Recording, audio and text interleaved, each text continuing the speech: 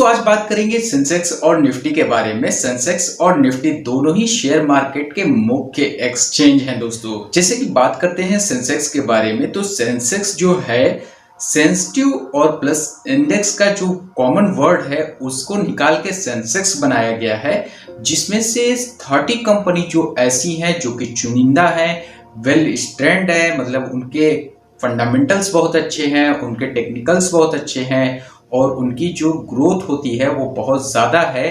तो उन 30 कंपनीज को मिलाकर सेंसेक्स बनाया गया है। और सेंसेक्स में जो अलग अलग है, S&P small cap, S&P mid cap, तो उस तरह से इसे सेंसेक्स को बनाया गया है। सेंसेक्स में सिर्फ ऐसा नहीं है कि सिर्फ एक ही टाइप्स की कंपनी को ही लेकर 30 कंपनीज बना दिया गया है। नहीं दोस्तों, ऐसा बिल्कुल नहीं है। सेंसेक्स में जो 30 कंपनियां आई हैं तो वो हर सेक्टर से आई हैं, जैसे बैंक हो गया, IT सेक्टर हुआ, ऑटो सेक्टर हुआ और भी बहुत सारे सेक्टर है। उस तरह से सेंसेक्स में 30 कंपनियों को, जो कि जिस कंपनी में वेल ग्रोथ थी, वो कंपनियों को सजेस्ट करके और चुनकर उनमें सेंसेक्स 30 बनाया गया। अब दोस्तों बात करते हैं निफ्टी के बारे में। तो निफ्टी जो है नेशनल और 50 वर्ड से मिला के बना हुआ है। कुछ वर्ड नेशनल के लिए गए हैं और कुछ वर्ड 50 से लिए गए हैं, जिसमें 50 ऐसी कंपनियां हैं जो अलग अलग सेक्टर से आती हैं। जैसे कि मैंने आपको सेंसेक्स में बताया कि कुछ कंपनियां IT सेक्टर से आती हैं, कुछ FMCG सेक्टर से होते हैं, कुछ बैंकिंग से होते हैं। तो उस तरह से इन 50 कंपनियां जो वेल होती हैं, जिनका ग्रोथ अच्छा होता है, जिनका मार्केट रेशियो अच्छा है और जिनके फंडामेंटल्स बहुत अच्छे हैं, उन 50 कंपनियों को मिला के निफ्टी का मार्केट बनाया जाता है। निफ्टी 50 भी उसे बोलते हैं। जैसे कि आप देखते हैं, कभी सुना होगा कि bank Nifty, auto Nifty, IT Nifty, इन सभी के अलग अलग आपको सेक्टर्स बनाए गए हैं। जैसे आपको बैंक का शेयर खोजना है तो आपको बैंक निफ्टी में सर्च करना पड़ेगा कि निफ्टी का जो बैंक का शेयर है वो कौन अच्छा है, कौन ग्रोथ दे सकता है, कौन स्मॉल कैप है, कौन मिड कैप है और कौन लास्ट। तो मैंने आपको लास्ट की इसी वीडियो में मैंने आपको बताया था कि जो NSE है और BSE है, वहाँ पे बहुत सारे स्टॉक लिस्टेड होते हैं, बहुत सारी कंपनियों के जो शेयर लिस्टेड होते हैं, उनको खरीदने और बेचने का काम हमारे ब्रोकर्स करते हैं। लेकिन हमारे ब्रोकर्स जो होते हैं वो जो भी स्टॉक्स खरीदवाते हैं आपसे या बेचते हैं, वो क्या करते हैं, NSE और BSE के माध्यम से ही बेचते हैं। तो जो इनमें टॉप 30 कंपनीज है BSE में यानी बॉम्बे स्टॉक एक्सचेंज में, और जो 50 कंपनीज है निफ्टी की, वो यानी कि नेशनल स्टॉक एक्सचेंज की, वो बहुत अच्छी होती हैं, वो बहुत चुनिंदा कंपनी होती है, उनका मार्केट कैपिटलाइजेशन बहुत बड़ा होता है दोस्तों, इसलिए इनको निफ्टी 50 में जगह मिली। वैसे तो आप देखेंगे तो निफ्टी 100 है, लेकिन निफ्टी 50 जो होती है उसे ही शेयर मार्केट का जो अप और डाउन होता है वो देखा जाता है।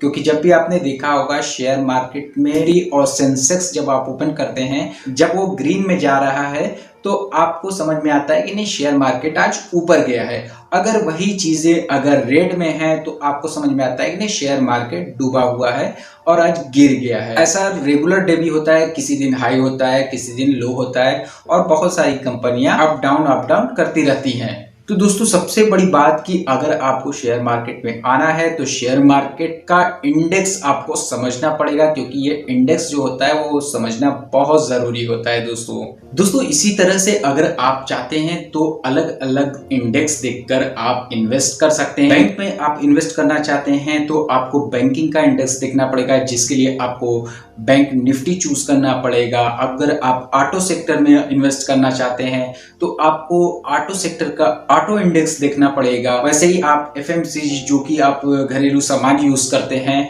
उसे FMCG बोला जाता है, तो अगर आप उसमें इन्वेस्ट करना चाहते हैं तो FMCG का इंडेक्स देखना पड़ेगा आपको। तो इस तरह से आप दोस्तों अलग अलग अपना इंडेक्स चूज कर सकते हैं, जिसके लिए आपको फंडामेंटल एनालिसिस करना पड़ेगा, सर्च करना पड़ेगा और आपको इसके बारे में ज्यादा जानकारी लेना पड़ेगा।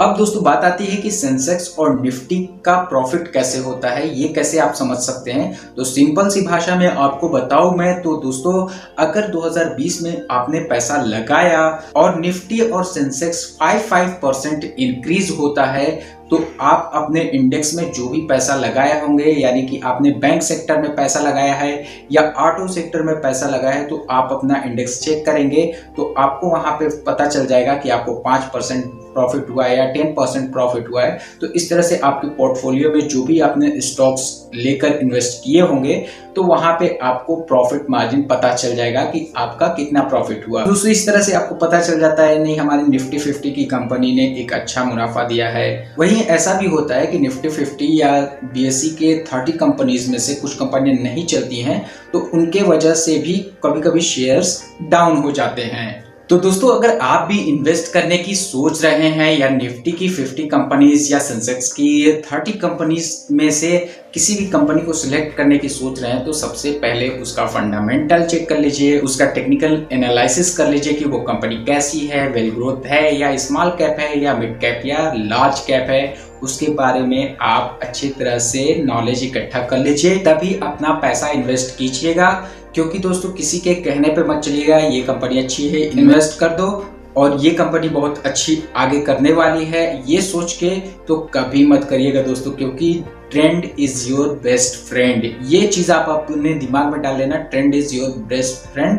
तो आप सक्सेस हो जाएंगे दोस्तों, एक अच्छा प्रॉफिट कमा सकते हैं इन फ्यूचर में। तो दोस्तों, आज के लिए इतना ही। अगर हमारे चैनल पर नए होंगे तो चैनल को सब्सक्राइब कर लीजिएगा और साथ ही साथ बेल आइकन प्रेस कर दीजिएगा, जिससे इसी तरह वीडियो की नोटिफिकेशन आपको मिलती रहे। मिलेंगे नेक्स्ट टॉपिक पे नेक्स्ट वीडियो के साथ, तब तक के लिए।